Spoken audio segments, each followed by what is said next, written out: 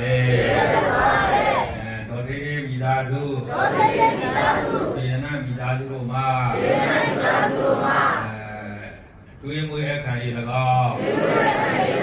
ဟုတ်ကဲဝယ်တို့အားလူရှင်သီးသီးမှ၎င်းဘုရားစကားကြပါကုန်၏ဘုမတပါငါးနဲ့တကွာလူငွေတို့ကိုလည်းသူပေါင်းစကားကြပါကုန်၏ရှင်ဗျာဒီကုသိုလ်ကံတို့ကြောင့်ဒီတော်တို့သည်ဘုမတိ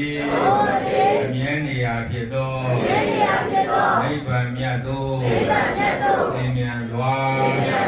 ရောက်ရပါလို၏ရှင်ဗျာနိဗ္ဗာန်သို့ရောက်သေးသမျှကာလပတ်လုံး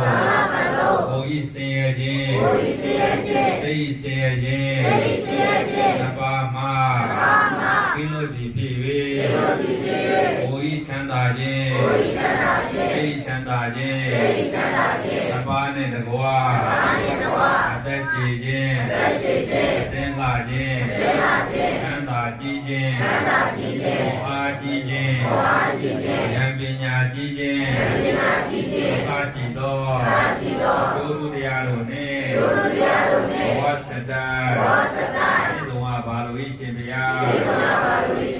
အကောင်းမှုဤဘုဘာကကိုဝေသမိခင်ဝေသဖခင်